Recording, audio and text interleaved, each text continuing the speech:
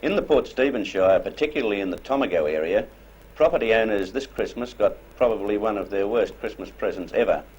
They received little notes from the Valuer General's Department which told them of the new valuations of their properties. Some of the increases in valuations appear on the surface to be absolutely astronomical.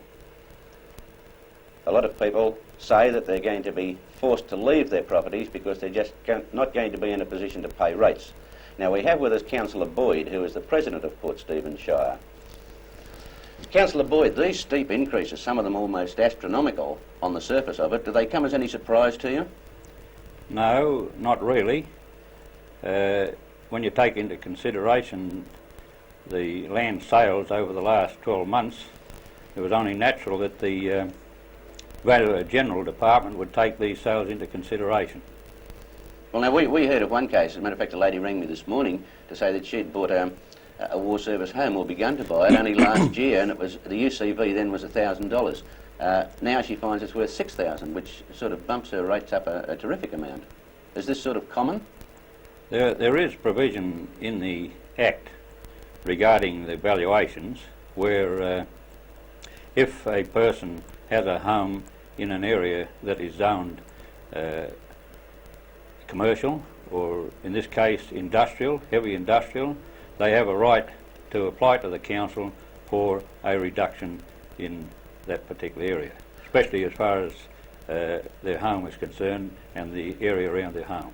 I suppose up to at least 2 acres. Well, now you mentioned this zoning as heavy industrial. This is the thing I'm not quite clear about. I realise that this is done finally by the State Planning Authority, but did the suggestion that this be heavy industrial come basically from the authority or from the council? Well, really, this land was zoned industrial, heavy industrial, back in 1960, and that is under the Northumberland County planning scheme. It was industrial. So really, as far as the proposed scheme that's before council at the present time and the authority, it more or less limits it down from there and providing a certain amount of area for open spaces and residential purposes. Well, now, I understand that the overall valuation, the UCV for the whole of the Shire, has gone up by about 128%, I believe was estimated this morning.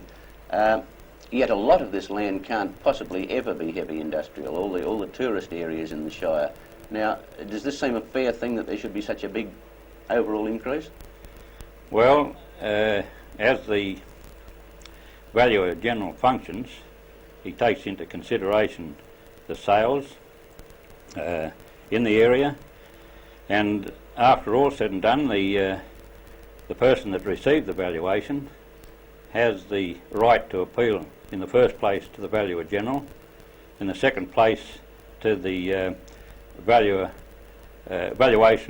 Board of Review, and thirdly and lastly to the Land and Valuation Court, which their decision is final, and they generally get a good hearing in this respect. And I might also say this, that when the rate notices do go out on these valuations, anybody that's appealed, and the appeal has been successful for reduction or otherwise, they will then be entitled to a rebate from the council during that year.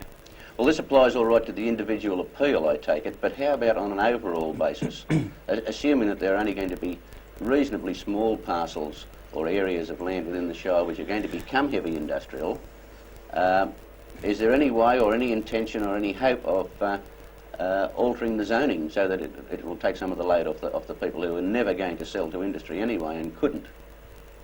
Well, as I mentioned before, that it has been zoned in 1960 as heavy industrial land, and my advice really would be to these people would to be have a meeting and form a committee and go through the procedures, the Valuer General, the Appeal Board and the Valuation Court, and let them decide it.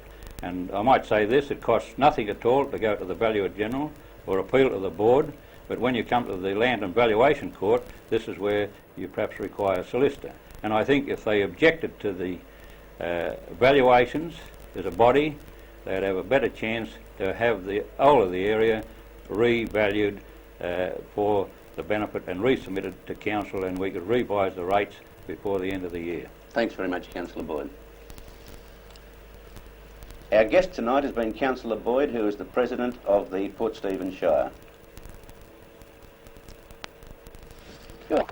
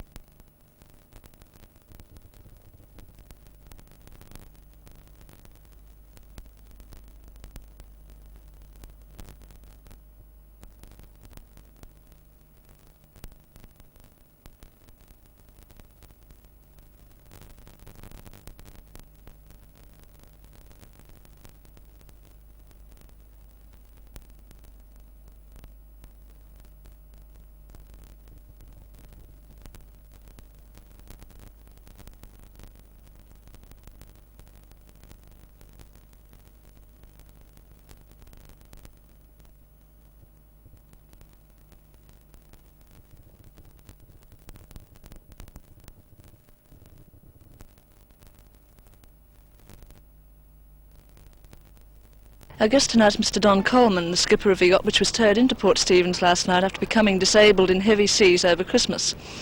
Mr. Coleman, just when were you disabled? Well, actually off the coast the night before last when our mainsail was blown out, and we tried to tack off the coast and run down the coast during the night to avoid any coastal danger. So I think that's when we did have a bit of problem in getting into Port Stevens without auxiliary power. And that's when I decided to call up on one of the citizen band radio stations to get a bit of help from the local fishermen or whoever else was listening to get into Port Stevens. How strong were the winds at the time to knock your masts out? No, the masts weren't knocked out, but to blow the sails out, to a gale force between 30 and 40 knots, which is a gale force rating of wind. And I think this was the main force that you could Well, what about your consider. engine? The engine was, the propeller was damaged when the self-steering went the first day and a half that we left Sydney, and was left inoperative, and as long as we had the sails we were all right, but then when the sails were blown out we would have run into danger had we not called for help. Now, your wife and daughter were on board the boat at the time. How did your wife take it? Well, she took it very well considering all the excitement that we had, but she was a bit tearful at times, but you couldn't expect her to be anywhere else. What was the worst time you went through? Well, I think probably Christmas Day. We were about 100 miles off Lord Howe Island and trying to reach Lord Howe by Christmas, and we knew we weren't going to make it. And then the wind shifted directly into the east and meant that we'd have to go against the wind another 2.5 days or so. So we decided we'd have to turn around and go for the nearest land, which was Port Stevens area, with the wind, which would be much pleasanter, and to get back to Sydney to do a few repairs, or back to the coast to do a few more repairs before we continued on. Did you have any difficulty in knowing where you were at this stage? Not exactly difficulty. We knew we had to go just directly west, and at our particular latitude we knew we were going to hit the Port Stevens area without too much difficulty. Because of the currents along the eastern coast of Australia could prove a problem, but we did hit above Port Stevens and came down just as we planned. Between the time you called for help and the time rescuers picked you up, how long was that? It was about 5 or 6 hours, and then it took another 4 or 5 hours to get us towed in, and as we were being towed in, a southerly came through that gusted up to 40 knots, and we had a real exciting time being towed in with that weather condition coming through. Well, how much damage has been done to your yacht? I suppose about $1,000 or so in sail damage, and a few other bits and pieces of rigging that gave as we came across. Do you plan to take on the trip again? Yes, we do. This has been planned for about 2 years now, and I don't think we'll be deterred from it just because of a few breakdowns. Mr. Coleman, where were you eventually aiming for? Well, we had planned to go back to the United States, and our total trip was going to be from Sydney to Lord Howe to Russell, New Zealand, and then down to Auckland. Spend about 4 months in New Zealand. Then in April or May of this year, continue on up to Tahiti, Hawaii, and then finally San Francisco. Well, you're not by any means an experienced sailor, I take it.